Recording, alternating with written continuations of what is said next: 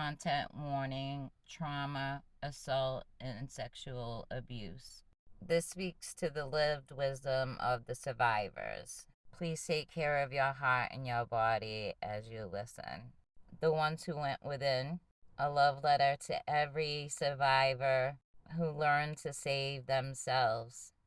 When I read her tell somebody's story, something in me stopped.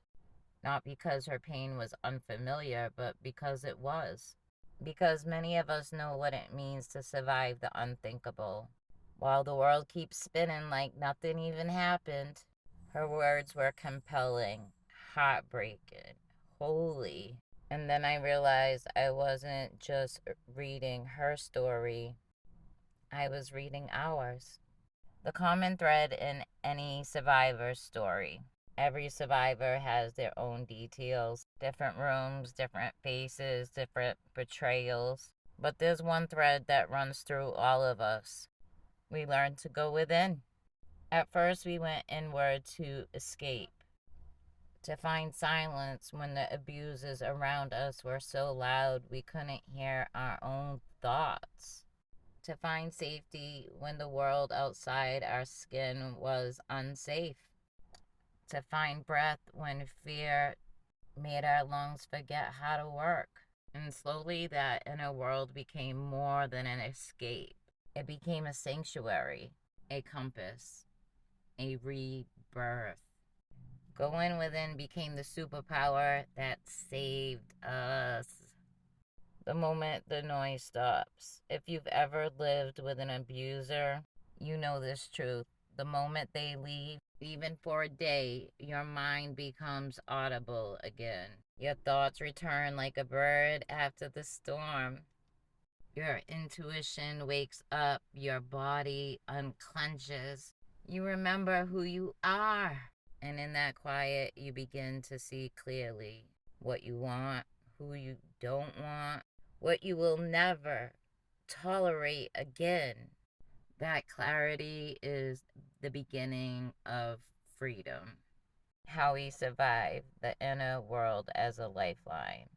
For me, going within looks like prayer. It looks like meditation where I go to God to ask Him, what do you want me to know today?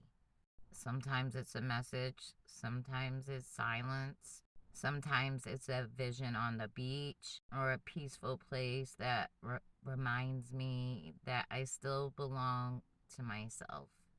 For others, going within, it looks like art, music, journaling, daydreaming. Journaling is one of mine too. Or simply breathing in a way that says, I'm still here. Whatever form it takes, the inner world is where we rebuild. The betrayal that cut the deepest. And I want to say this gently but truthfully.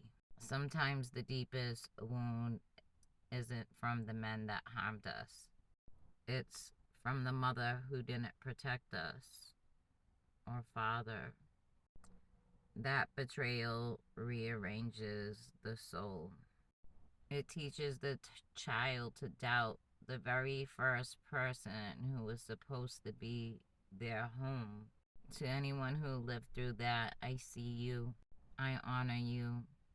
You deserved better. The Inanna within us. Yesterday, I wrote about Inanna, the ancient goddess who descended into the underworld, died and rose again, transformed. Reading this woman's story, I saw Inanna in her and in you and in myself. Because survivors, we don't just move on, we transmute. We become something more wiser, more deeper, more radiant than before. We are not defined by what happened to us.